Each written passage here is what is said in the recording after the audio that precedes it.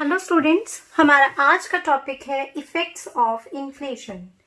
Economist का view point है कि क्रीपिंग इन्फ्लेशन किसी भी इकोनॉमी के लिए बेनिफिशियल होता है, चाहे प्रोडक्शन के टर्म्स में हो, एम्प्लॉयमेंट के टर्म्स में हो या इकोनॉमिक डेवलपमेंट के लिए हो।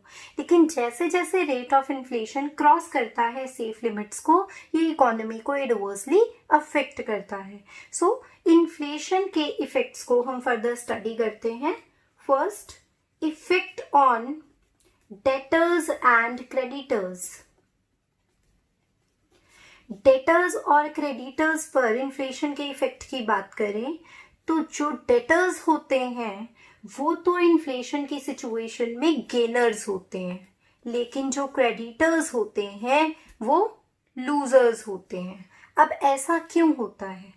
देखिए, जब इन्फ्लेशन की सिचुएशन कंट्री को ओवरटेक कर लेती है, ऐसे में जो भी डेटर होता है उसका फायदा होता है। सपोज एक पर्सन ने दूसरे पर्सन से 2000 रुपीज बोरो किए 1 ईयर के लिए, एंड मीनवाइल जो इकोनॉमी है उसको इन्फ्लेशन ने ओवरटेक कर लिया। सो 1 ईयर बाद जब वो पर्सन क्रेडिटर को 2000 रुपीज रिटर्न करेगा तो उसकी सेम वैल्यू नहीं होगी। जो परचेजिंग पावर है उस 2000 रुपीज की, वो इफेक्ट ऑफ इन्फ्लेशन की वजह से रिड्यूस हो जाएगी। सो ऐसी सिचुएशन में जो तो डेटर है उसका तो फायदा हुआ, वो तो गेन कर गया, लेकिन जो क्रेडिटर है वो लूज कर गया।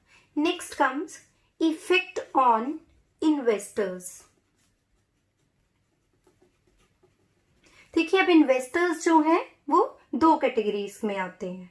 एक वो इन्वेस्टर्स जो गवर्नमेंट सिक्योरिटीज, डिबेंचर, बॉन्ड्स, इस तरह की सिक्योरिटीज के अंदर इन्वेस्ट करते हैं जहां उनको एक fixed amount of interest pre determined rate पर मिलता है। फॉर एग्जाम्पल, जैसे हम बॉन्ड्स की बात करते हैं 8% गोल्ड बॉन्ड्स, तो इट इज क्लियर कि जो रेट ऑफ इंटरेस्ट है वो प्री डिटरमाइंड है एट 8%। और एक वो इन्वेस्टर्स होते हैं जो इक्विटी में इन्वेस्ट करते हैं, यानी कि ज्वाइंट स्टॉक कंपनीज के अंदर जो भी इक्विटी शेयर्स बाय करते हैं उसके अगेंस्ट उनको मिलता है डिविडेंड, जो कि प्री डिटरमाइंड नहीं होता, डिपेंड करता है upon functioning of the company. So अब इन्फ्लेशन की सिचुएशन में जो तो फिक्स्ड इन्फ्लेशन की सिचुएशन में अब इन दोनों इन्वेस्टर्स की कैटेगरी में से जो तो फार्मर्स हैं वो तो लूजर्स होते हैं, लेकिन जो लेटर्स हैं ये गेनर्स होते हैं। जैसे जैसे इकोनॉमी में इन्फ्लेशन का इफेक्ट होता है, इनकम का फ्लो रेज होता है, और जब इनकम प्रॉफिट्स प्रोड्यूसर्स के बढ़ते हैं तो कंपनीज के प्रॉफिट्स बढ़ जाते हैं, जिसके अगेंस्ट जो डिविडेंड होता है वो रेज हो जाता है। लेकिन जो फिक्स्ड इंटरेस्ट सिक्योरिटीज हैं वहां से चैनलाइज होने वाली इनकम जो है वो कांस्टेंट ही रहती है। सो जो फार्मर्स हैं दे आर लूजर्स, जबकि जो लेटर्स हैं they are gainers. Next come effect on fixed salaried class.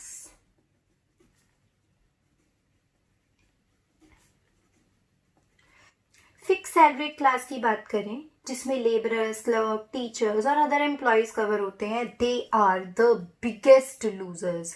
Reason there being inflation raise होने की वजह से जो प्राइसेस हैं वो तो इकोनॉमी में राइज होते हैं, लेकिन इनकी इनकम जो है वो प्रोपोर्शनेटली राइज नहीं होती। उसमें अगर राइज आता भी है तो वो प्रोपोर्शनेटली बहुत कम होता है। So these are biggest losers. Effect on producers. अब प्रोड्यूसर्स क्लास की बात करें तो they are ultimate gainers at the time of inflation. एक तो मार्केट के अंदर डिमांड राइज होती है और उस डिमांड के बढ़ने से इनकी प्रोडक्शन बढ़ती है, प्राइसेस बढ़ते हैं, प्रॉफिट्स जो हैं वो बढ़ जाते हैं, जो प्रोड्यूसर्स होते हैं वो गेन करते हैं। उसके अलावा जितना भी रॉ मटेरियल इनके पास स्टॉक में होता है वो भी इन्फ्लेटेड रेट पर ही ये कंज्यूम करते हैं। सो ओवरऑल जो प्रोडक्शन क्लास होती है वो गेन करती है eight the time of inflation. Next comes effect on agriculturalist.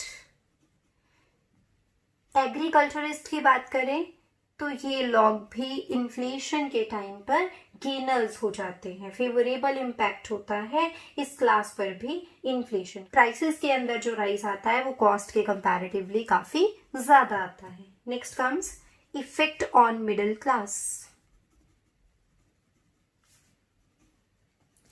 Middle class की बात करें तो मिडिल क्लास एडवर्सली अफेक्ट होती है इन्फ्लेशन से। इस क्लास का एक पर्टिकुलर स्टैंडर्ड ऑफ लिविंग होता है जिसको मीट आउट करने के लिए इनके पास जो सोर्सेज होते हैं इनकम के वो फिक्स्ड होते हैं, जिसकी वजह से ये क्लास अपने आप को बहुत ज़्यादा प्रोटेक्ट करती है, जिसकी वजह से ये क्लास बहुत सफ़र करती है eight the time of inflation.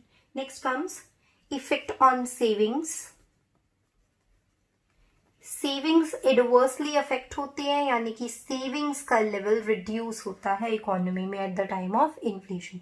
Current income में से भी आप जो पार्ट सेव कर पाते थे पहले, अब वो नहीं कर पाओगे, और उसके अलावा आप अपने पास्ट सेविंग्स को भी डिससेव कर लेते हो, ड्रॉ कर लेते हो। जो सेविंग्स का क्वांटम है इकोनॉमी में वो डाउन आता है eight the time of inflation. Next comes effect on employment. Inflation की इनिशियल फेज में तो एम्प्लॉयमेंट के अंदर एक राइज आता है, लेकिन विद टाइम बीइंग यही एम्प्लॉयमेंट जो है वो फॉल होनी स्टार्ट हो जाती है। अब इसका क्या रीज़न रहता है? जब इकोनॉमी में डिमांड्स बढ़ती है, प्रोडक्शन बढ़ती है, तो प्रॉफिट्स के अंदर राइज आता है, और ज़्यादा प्रोडक्शन करने की वजह से एम्प्लॉयमेंट एक बार बढ़ जाती है। लेकिन एम्प्लॉयमेंट बढ़ने से मनी फ्लो इकोनॉमी में और ज़्यादा फास्ट हो जाता है, जिसकी वजह से प्राइसेस और ज़्यादा बढ़ते हैं। अब लोग उन चीज़ों को अफोर्ड नहीं कर पाते, जिसकी वजह से उन्हीं चीज़ों की डिमांड में फॉल आ जाता है, और डिमांड में फॉल आने की वजह से जो पहले एम्प्लॉयमेंट अपॉर्चुनिटीज जनरेट हुई थी वो अनएम्प्लॉयमेंट में टर्न हो जाती हैं। Next comes effect on balance of payments. Balance of payment पर भी इसका एडवर्स इफेक्ट आता है। रीजन बीइंग जो एक्सपोर्ट्स का लेवल है कंट्री के अंदर वो डाउन आ जाता है, लेकिन जो इम्पोर्ट्स का लेवल है वो रेज हो जाता है।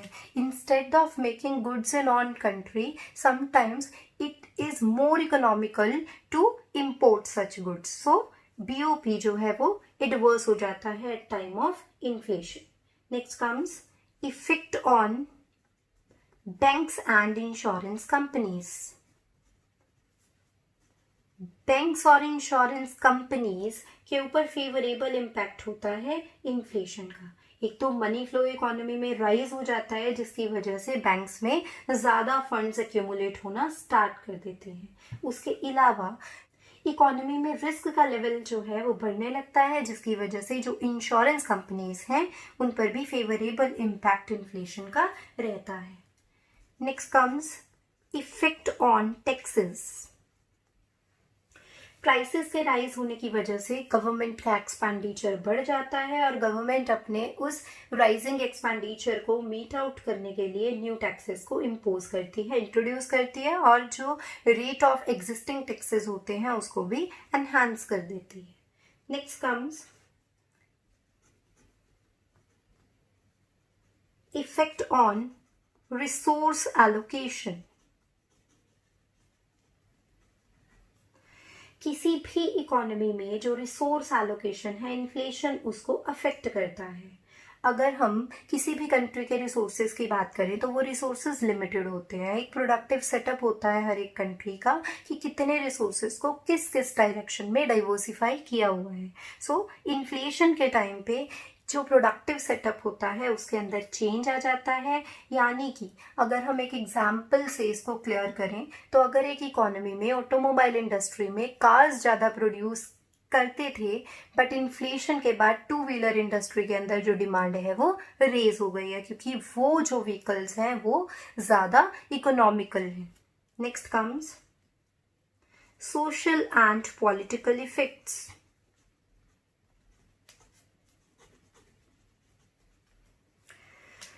इन्फ्लेशन की सिचुएशन में सोसाइटी और पॉलिटिकल एनवायरनमेंट दोनों ही अफेक्ट हो जाते हैं। अगर हम सोसाइटी की बात करें तो जो लोग चीज़ों को अफोर्ड कर सकते हैं वो उन्हीं चीज़ों को शो ऑफ करते हैं, उनका डेमोन्स्ट्रेशन इफेक्ट जो है वो इकोनॉमी के अंदर विजिबल होता है। और अगर पॉलिटिकल ग्राउंड्स की बात करें तो वो काफ़ी अनहेल्दी और अनस्टेबल हो जाता है। Next, moral effect.